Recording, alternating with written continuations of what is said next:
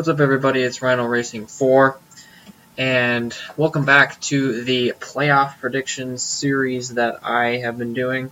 Videos 1 and 2 have come out the past couple days, and now we are on to the third and final section of these playoffs predictions in the 2021 NASCAR Cup Series playoffs.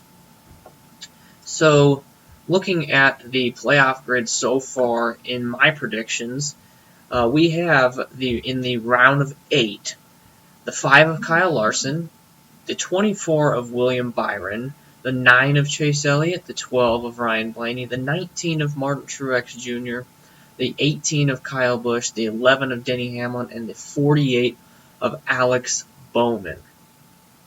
So that's your round of 8. So let's get into the Championship 4. I'm going to keep this video abbreviated because I know the last couple have been getting a little long. But let's start off with the Championship 4. Now, honestly, this was one of the more difficult rounds to predict in terms of pretty much the last two. The first two were really easy for me. The last two drivers to make it in were kind of more of a challenge. But I have making the Championship 4. The first driver that I have making the Championship 4 is not the 5 of Kyle Larson. The first driver that I have making the Championship 4 is the 18 of Kyle Busch. And here is my reasoning. This round, I think, is going to be Kyle Busch's round. You take a look at those tracks. Texas, Kansas, Martinsville. They just scream Kyle Busch. Texas, he's great at Texas. He won last year in the Texas playoff race. Kansas, he won there earlier this year. He's won at that track before. Martinsville, he won at Martinsville in 2017 in order to advance to the Championship 4. Kyle Busch is amazing at these three tracks. I think he's going to win one of those races. I think he has an equal advantage at all three of those tracks. It's not like, okay, I think his best shot is this track. I think he could do well at any of those. He could win at Texas, Kansas, or Martinsville. And all he has to do is win one of them, and he's locked in. So, I think Kyle Busch, between those three tracks, I think Kyle Busch is going to be locked in. No problem whatsoever. And then we have Kyle Larson in the 5, though. Kyle Larson, Texas, you take a look at Texas. He already won at Texas this year in the All-Star race. So, Kyle Larson, obviously, he knows how to win at Texas. Kansas, Kyle Larson, he did well at Kansas in the spring race until the last few laps where he got into the incident with Ryan Blaney. He ended up finishing 19th because he scraped the wall, I think, a little bit, or got close to the wall, got really loose, and really slid back on the restart. But he had a good run going. Kyle Larson did. So, if he can win there, that locks him in. Martinsville, we're going to take a look at his stats here at Martinsville. We're going to see how he did in the first round, in the first race this year. So, Kyle Larson finished 5th here in the spring at Martinsville. Don't let that fool you, though. If you take a look back at Kyle Larson's averages, statistics at Martinsville since February of 2018, he has 5 races there. His average finish is 17th. He has 0 wins. He has 1 top 5, 2 top 10s, and he has only led 6 laps. So, Martinsville is kind of the thorn in the side for Kyle Larson in this final round. I think, with Texas and Kansas, though, with those tracks being an advantage for him and how many bonus points and how dominant he's been this year, I don't think that Martinsville is going to be a catastrophe for him, although we all know what happened last year to Kevin Harvick. Do I see that happening with Kyle Larson? No. But did I see last year happen to Kevin Harvick? Neither did I see that. it's all going to be a surprise. But I think, honestly, Kyle Larson, he's going to be fine with Texas and Kansas in the round of 8. I think with those tracks, if he does well at those tracks or even wins at one of those tracks, he's fine. He doesn't have to worry about Martinsville. Even if he doesn't win at Texas or Kansas, I think he's going to be fine at Martinsville. He's not going to, even if he has a 16th place finish, he's still going to be fine because of all the bonus points that he's accumulated over the 2021 season. And then we have in the 3rd spot in the Championship 4, we have Chase Elliott. In the 9. Tell me how many wins Chase Elliott had entering the playoffs in 2020. 2. How many wins does he have right now? 2. Chase Elliott is almost in the exact same position he was in last year entering the playoffs. He had 2 wins. He wasn't a dominating driver. He wasn't winning this and that. He wasn't like the Kevin Harvick or the Denny Hamlin last year. He was just the Chase Elliott. 2 wins. Having a good season. He caught fire in the last 5 races. He won at the Charlotte Roval last year. I think this year, like I said in my last video, he's going to win at the Charlotte Roval. That's going to propel him to the round of 8. He finished 5th in the Kansas race earlier this year. And Martinsville, obviously, we know he won at Martinsville last year in a must-win scenario. So if he comes in a must-win scenario to Martinsville, he can win. And I think if he does, he'll do it again. We're going to take a look at his Texas stats because I know he's good at Kansas. I know he's good at Martinsville. Not quite sure on the Texas department. So his stats since February 2018 at Texas are not as flashy for Chase Elliott. His average finish is 15.67. He has 6 races in that time span, 0 wins, 0 top 5s, 1 top 10, 5 top 20s, and has only led 39 laps in that span. So Texas, I think, is Chase Elliott's struggle in this round. I think if anything bad's going to happen to him, I think it's going to be here at Texas. We know that he crashed in 2019 and put him in a must-win scenario for Phoenix, was not able to win at Phoenix in 2019 to advance him to the Championship 4. But, like I said, if something goes wrong at Texas, if he crashes, if he doesn't have a good race, I think that Kansas brings a very good chance for Chase Elliott to win, and I think Martinsville even more so brings Chase Elliott a chance to win. He won there in last year, and he also finished 2nd in the spring race in 2019, 2nd to Brad Keselowski. So, I think Chase Elliott is going to advance. The last and final playoff spot in the Championship 4 that I think is going to be filled by Martin Truex Jr. So that means that Ryan Blaney, Denny Hamlin, Alex Bowman, and William Byron will all be eliminated. So Martin Truex Jr., let me just talk about him for a second. Martin Truex Jr., he's been really, really quiet lately. But I think he's going to catch some fire in these playoffs. Like I said in my last video, I think Las Vegas is a chance for them to win in the round of 12. The Charlotte Roval is a chance for him to have a good finish, not necessarily a win, but a good finish because he's a good road course racer. So those could be potential, sparks to get their fire back under them. I think Darlington and Richmond, both in the round of 16, those can be sparks for that team. So you have out of 6 races so far that we've done in the playoffs, hypothetically, 4 of them are great chances for Martin Truex Jr. to have a good finish or win the race. We come to Texas, Kansas, Martinsville. I'm just going to start with Martinsville right there. He won earlier this year in the spring race. he won the 2019 playoff Martinsville race. He had a great shot at winning the 2020 playoff race, and then he had a loose wheel, which ended his championship hopes. But he had a chance to battle for the win, to battle Chase Elliott for the win last year. He had a chance, but unfortunately, a loose tire ended his chances. So I think that Martinsville is his best shot at winning in the round of 8. Kansas, the second race in that round.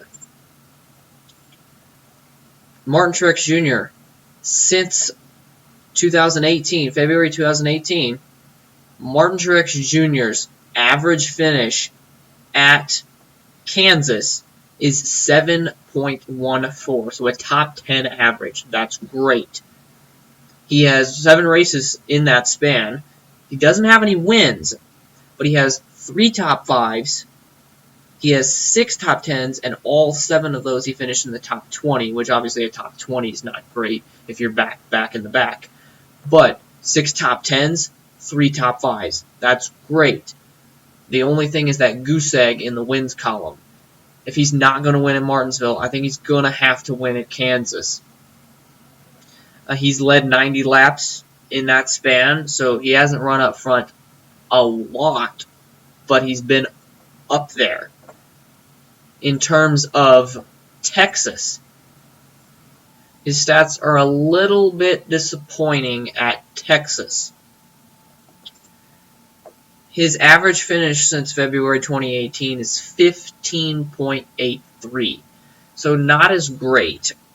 He has 6 races in that span, and he has 0 wins, obviously, but he has 1 top 5, 3 top 10s, and 4 top 20s, only 78 laps led. So the numbers don't necessarily support him, per se. I don't think Texas is the place where he's going to get it done if he's going to win in the round of 8. I think he might do better. Obviously, you take a look at last year. He finished 2nd in the playoff Texas race. I think that coming off that, they finally found something that's going to work for him. They might have a better finish. I don't think Texas is the place where he's going to get it done, though. So, that is your round of 4, the championship 4. Now, here is the big question. Who is the 2021 NASCAR Cup Series champion? It's a very difficult decision because I say Kyle Busch, I could say Kyle Larson, I could say Chase Elliott, I could say Martin Truex Jr., I could say any of them. And at the flip of a coin, dude, it's so hard to decide which one is going to make it.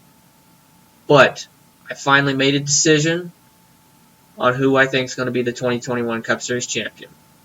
And here it is. Chase Elliott in the 9. I think Chase Elliott is going to come home with back-to-back championships because, like I said, he's coming in almost the same scenario as he did last year with 2 wins. I think he's going to win the Charlotte Roval. I think he's going to win Kansas or Martinsville to make it to Phoenix. Obviously, he did not win the Phoenix race earlier this year. That was Martin Truex Jr., which that's another reason why I wanted to pick Truex, is Truex is the most recent winner at this track. He knows how to get it done there. Martin Truex Jr., I think, is going to catch fire. I think Chase Elliott, though, is going to be the champion. He won there last year to claim the championship. I think he's going to do pretty much the exact same thing he did last year and win in the round of 8 to advance him to the championship 4 and then win at Phoenix. Now, granted, Chase Elliott, his average finish since 2018 at this track is 13 .14, so not that phenomenal. He has 7 races in that span. He has 1 win. He has 3 top 5s, though, and 4 top 10s. And he has 262 laps led. So it seems like he struggles near the end of the race and just can't finish the deal.